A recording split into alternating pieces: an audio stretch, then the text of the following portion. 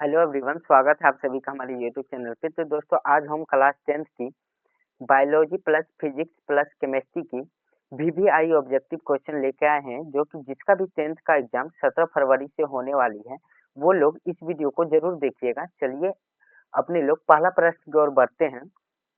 पहला प्रश्न बोल रहा है कि पौधे में वाष्पोत्सर्जन किस भाग में होती है? पौधे में वाष्पोत्सर्जन किस भाग में होती है? ऑप्शन ए है जड़ में, ऑप्शन बी है तना में, ऑप्शन सी है पत्ता में, ऑप्शन डी है फूल में। तो दोस्तों इसका राइट आंसर क्या हो जाएगा? ऑप्शन नंबर सी हो जाएगा। क्या हो जाएगा? ऑप्शन नंबर सी, पत्ता में। क्या हो जाएगा? पौधे में वाष्पोत्सर्जन किस भाग में होता है? तो मेरे भाई पत्ता में। क्या हो जाएगा? पत्ता में। बात पौधे का किया जाए तो यहाँ से एक दो प्रश्न एग्जाम में बार-बार आते हैं। यहाँ से क्या होता है, 1-2 प्रश्न बार-बार एग्जाम में पूछा जाता है। ये पत्ता में ना एक छोटा-छोटा रंध्र पाया जाता है। अब ये रंध्र का कार्य बताइए आप लोग, जो कि एग्जाम में बहुत बार पूछा गया है मेरे भाई। एग्जाम में क्या किया गया, बहुत बार पूछा गया। ये पत्ता में एक छोटा-छोटा रंध्र पाया जाता है। क्या होता है? रंध्र होता है। इसका कार्य बताइए क्या होता है? इस रंध्र का कार्य क्या होता है? तो इस रंध्र रंध्र का कार्य होता है गैसों का आदान प्रदान करना। क्या होता है मेरे भाई? गैसों का गैसों का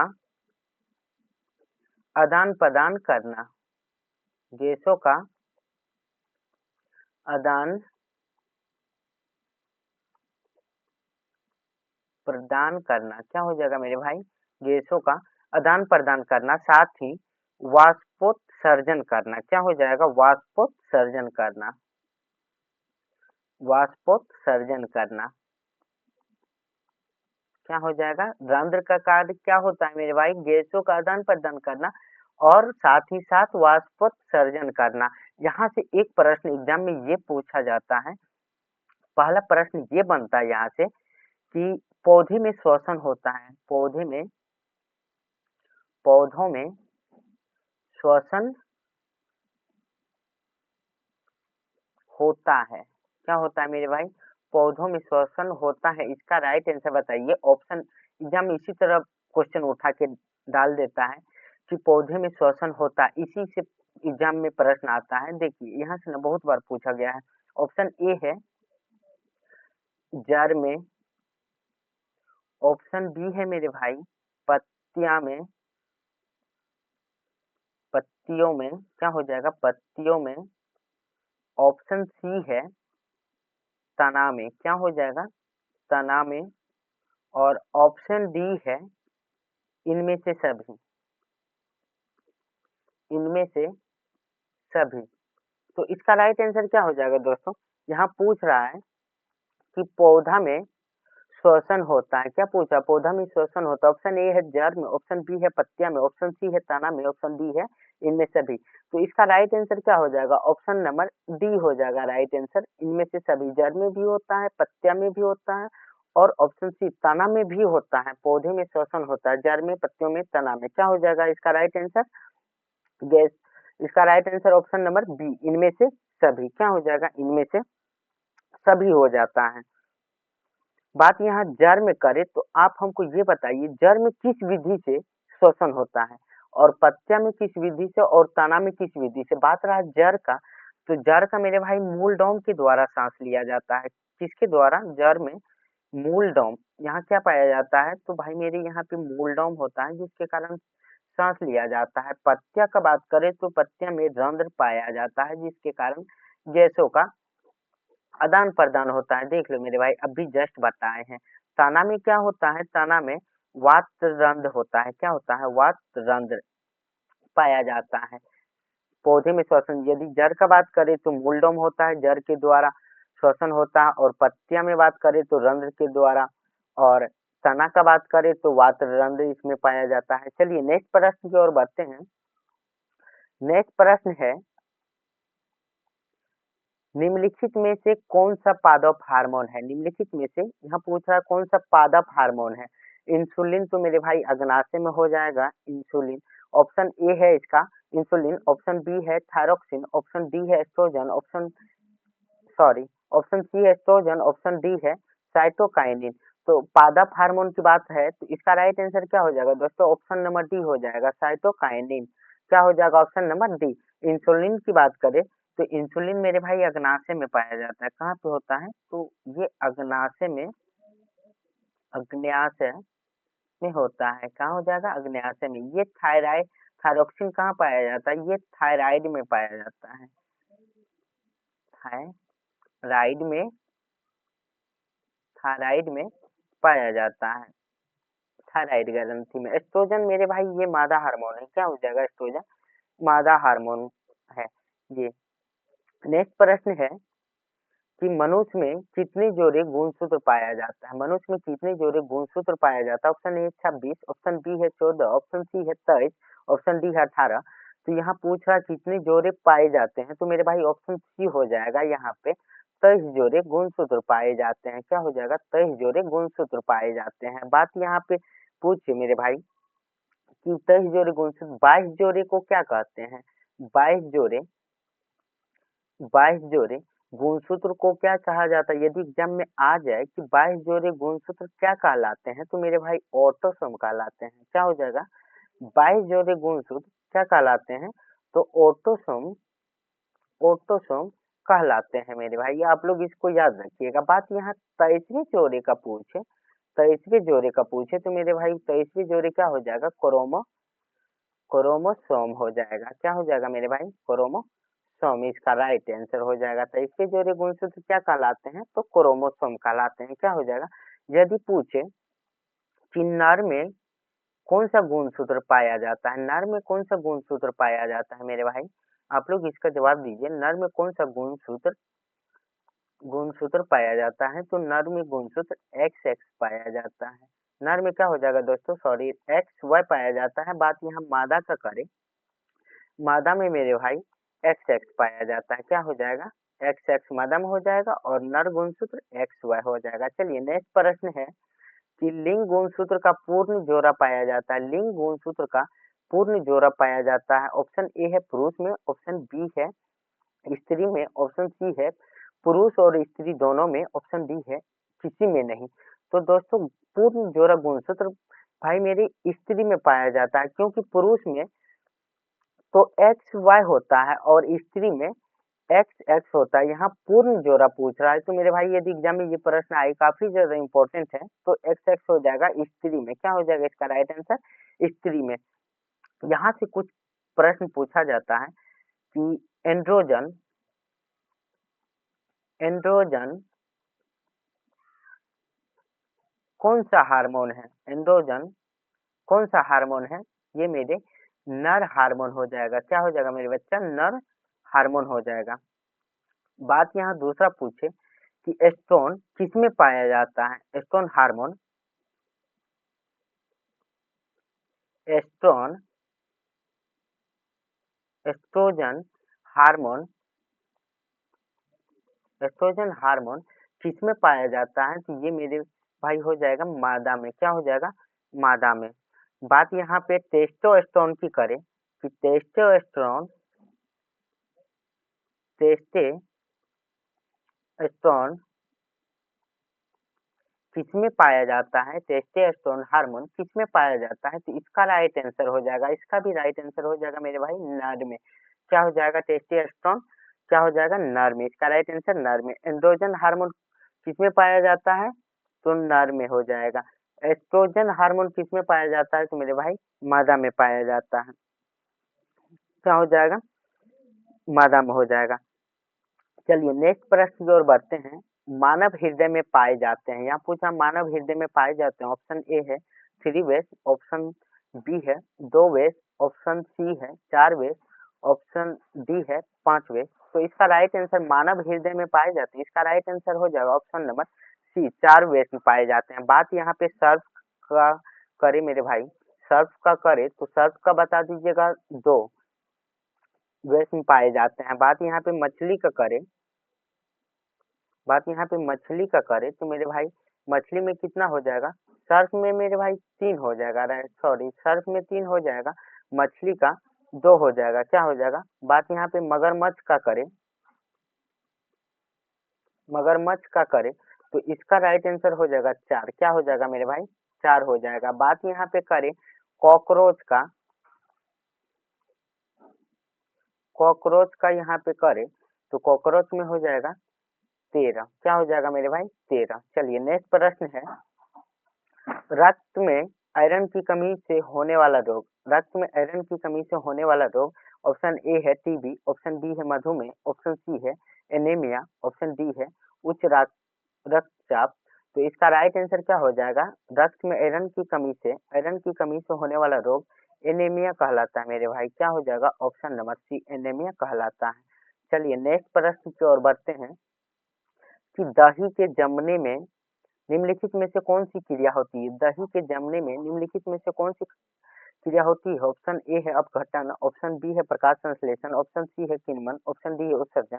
तो इसका राइट आंसर हो जाएगा किण्वन। क्या हो जाएगा? किण्वन। एग्जाम में एक प्रश्न यहाँ से मेरे भाई पूछा जाता है कि किण्वन क्रिया पाई जाती है, मतलब किण्वन किसमें पाई जाती है? किण्वन, ये काफी ज्यादा इंपॉर्टेंट क्वेश्चन है। किण्वन किसमें पाई जाती है?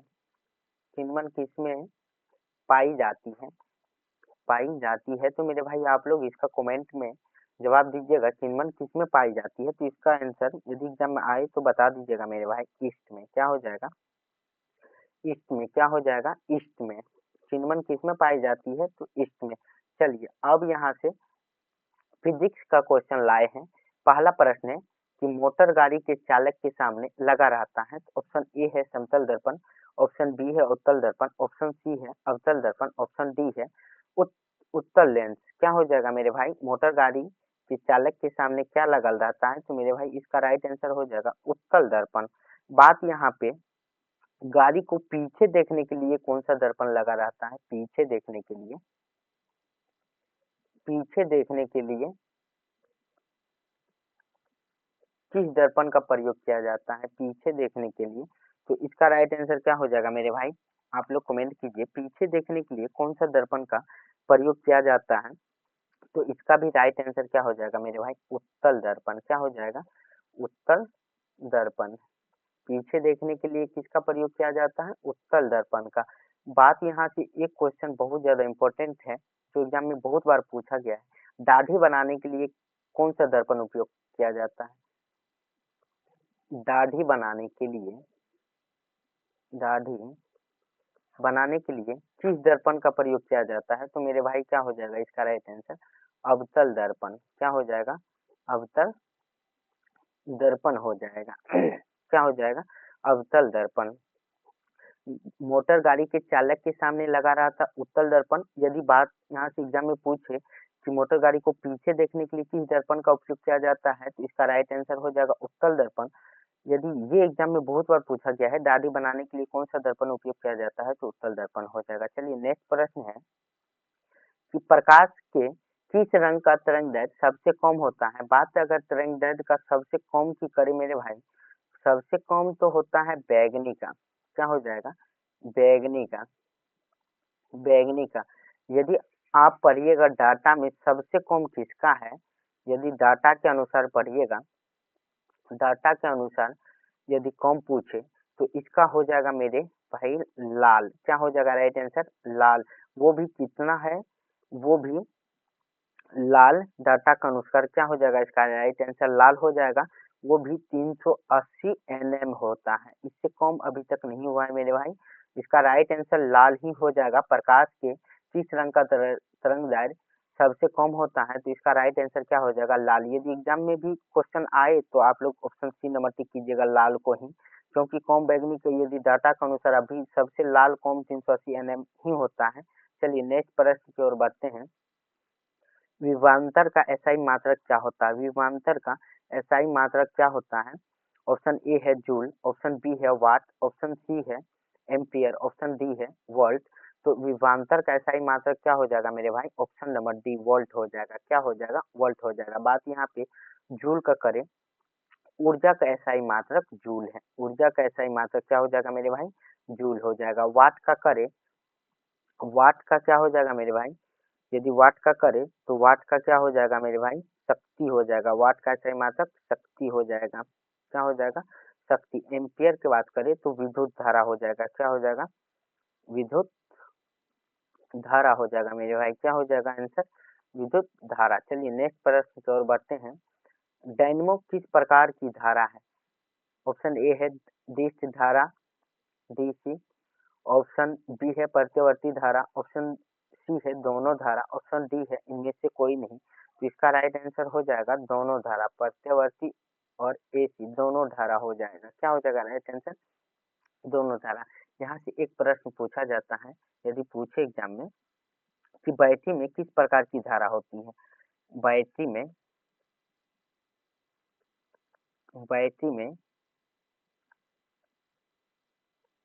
किस प्रकार की धारा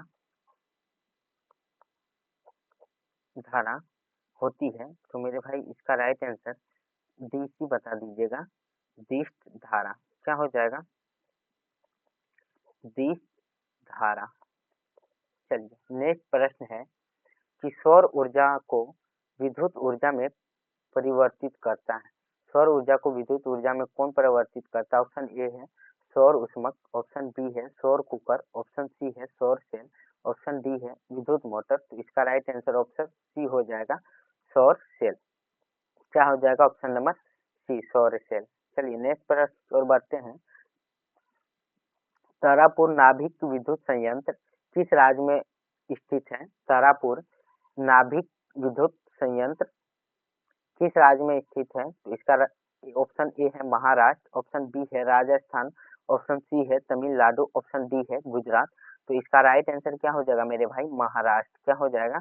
ऑप्शन नंबर ए, तारापुर नाभिक विद्युत संयंत्र किस राज्य में है? तो महाराष्ट्र हो जाएगा। चलिए नेक्स्ट प्रश्न की ओर बढ़ते हैं कि समतल दर्पण द्वारा बना प्रतिबिंब होता है। समतल दर्पण द्वारा बना प्रतिबिंब क्या हो जाएगा? ऑप्शन ए है वास्तविक, ऑप्शन बी है काल्पनिक, ऑप्शन सी है दोनों, ऑप्शन डी है इनमें से कोई नहीं। तो समतल दर्पण द्वारा बना प्रतिबिंब ऑप्शन नंबर बी हो जाएगा, काल्पनिक। क्या हो जाएगा right answer? Option number B. चलिए नेक्स्ट प्रश्न है, यहाँ से केमिस्ट्री का प्रश्न, पहला प्रश्न है, लोहा को जिंक से लेपित करने की क्रिया को क्या कहते हैं? लोहा को जिंक से लेपित करने की क्रिया को क्या कहा जाता है? ऑप्शन ए है संक्षारण, ऑप्शन बी है गैल्वेनीकरण, ऑप्शन सी है पानी चढ़ाना, ऑप्शन डी है विद्युत अपघटन। तो option number B right answer हो जाएगा, गैल्वेनीकरण। क्या हो जाएगा? Option number B right answer हो जाएगा। नेक्स्ट प्रश्न है कि निम्नलिखित गुणांक है। चलिए देखिए यहाँ पे ये पूछ रहा है कौन सी अभिक्रिया है। यदि दो मिल के यदि एक का दो मिल के यदि एक बन जाता है तो इसको एकल एकल यदि ऑप्शन में एकल अभिक्रिया रहे तो एकल अभिक्रिया, या तो एक संयोजन अभिक्रिया रहे तो संयोजन अभिक्रिया हो जाएगा। ऑप्शन नंबर बी हो जाएगा राइट आंसर। दो मिल के एक यदि किया जाए, यदि एग्जाम में ये सब प्रश्न आए दो मिल के, देखिएगा दो यहाँ पे है और एक बन जाए तो संयोजन या फिर एकल अभिक्रिया दोनों में से कोई भी आए तो आप उसको टिक कर दीजिएगा। क्या हो जाएगा इसका राइट आंसर? संयोजन अभिक्रिया। नेक्स्ट प्रश्न है कि निम्नलिखित में से कौन सा द्विविस्थापन अभिक्रिया है? द्विविस्थापन, इससे पहले अभी बोले थे दो मिल के यदि एक बनाएगा तो एकल अभिक्रिया या एक संयोजी अभिक्रिया हो जाएगा। क्या हो जाएगा? एकल अभिक्रिया। अभिक्रिया दो मिल के यहाँ भी एक बना रहा है, ये भी नहीं होगा, ये भी नहीं होगा। द्विविस्थापन पूछ रहा है, यहाँ भी दो मिल के एक बना रहा है, ये भी नहीं होगा। इसका right answer option number C हो जाएगा। क्या हो जाएगा इसका right answer? Option number C. चलिए नेक्स्ट प्रश्न है कि निम्नलिखित में से कौन सा रेडॉक्स अभिक्रिया है? रेडॉक्स अभिक्रिया के लिए एक फॉर्मूला है रेडॉक्स अभिक्रिया के लिए। क्या हो जाएगा? रेडॉक्स अभिक्रिया के लिए जिसमें ऑक्सीकरण प्लस अपकरण दोनों साथ होता है उसे रेडॉक्स अभिक्रिया कहते हैं। जिसमें ऑक्सीकरण ऑक्सीकरण प्लस अपकरण दोनों साथ हो उन्हें रेडॉक्स अभिक्रिया कहते हैं, रेडॉक्स अभिक्रिया कहा जाता है। तो इसका right answer option number C हो जाएगा। क्या हो जाएगा? Option number C. चलिए नेक्स्ट प्रश्न है कि निम्नलिखित में से सबसे प्रबल लवण कौन है? निम्नलिखित में से सबसे प्रबल लवण कौन सा है? तो ऑप्शन ए है NaCl, ऑप्शन बी है CaCl2, ऑप्शन बी है BaSO4, ऑप्शन डी है LiCl। तो इसका राइट आंसर क्या हो जाएगा? सबसे प्रबल लवण पूछ रहा है NaCl। मतलब नमक का क्या हो जाएगा रासायनिक सूत्र, नमक सबसे प्रबल लवण है। चलिए नेक्स्ट प्रश्न है, निम्नलिखित में से कौन सा बुझा हुआ चूना है? तो इसका राइट आंसर क्या हो जाएगा? ऑप्शन यहाँ पे देख लीजिए, ऑप्शन ए है CaO, ऑप्शन बी है CaOH2, ऑप्शन सी है CaCO3, ऑप्शन डी है Ca। तो इसका राइट आंसर क्या हो जाएगा? बुझा हुआ चूना की बात कर रहा है मेरे भाई, तो बुझा हुआ चूना क्या हो जाएगा? बुझा हुआ चूना, इसका राइट आंसर क्या हो जाएगा? CaOH2 क्या हो जाएगा? ऑप्शन नंबर बी हो जाएगा। बात यहाँ पे संगमरमर का पूछे, संगमरमर का पूछ दे एग्जाम में, बहुत बार एग्जाम में पूछा गया है संगमरमर का, तो इसका हो जाएगा संगमरमर का CaCO3। बात यहाँ पे पूछे कि चूना पत्थर का क्या हो जाएगा? चूना पत्थर का, चूना पत्थर का रासायनिक सूत्र पूछे तो इसका भी CaCO3 हो जाएगा। और यदि पूछे खरिया का, यदि खरिया का रासायनिक सूत्र पूछे तो इसका भी CaCO3। यदि तीनों में से कोई भी प्रश्न आए तो इसका राइट आंसर क्या हो जाएगा? CaCO3 हो जाएगा। बात यहाँ पे पूछे कि सल्फ्यूरिक अम्ल का रासायनिक सूत्र, सल्फ्यूरिक अम्ल, सल्फ्यूरिक अम्ल का रासायनिक सूत्र क्या हो जाएगा मेरे भाई? सल्फ्यूरिक अम्ल का रासायनिक सूत्र H2SO4 हो जाएगा। क्या हो जाएगा? संगमरमर का पूछे तो CaCO3 हो जाएगा, चूना पत्थर का CaCO3 हो जाएगा। यदि खरिया का भी पूछे तो वही आंसर हो जाएगा। सल्फ्यूरिक अम्ल का पूछे तो H2SO4 हो जाएगा। ऑप्शन में ये रहेगा तो आप लोग टिक कर दीजिएगा। चलिए अंतिम प्रश्न है कि किसी भी उदासीन विलयन का पीएच मान होता है, उदासीन विलयन का पीएच मान मेरे भाई 7 होता है। इसका राइट आंसर क्या हो जाएगा? 7 हो जाएगा। चलिए आप लोग कमेंट में बताइएगा वीडियो आप लोग को कैसा लगा है। जय हिंद, जय भारत।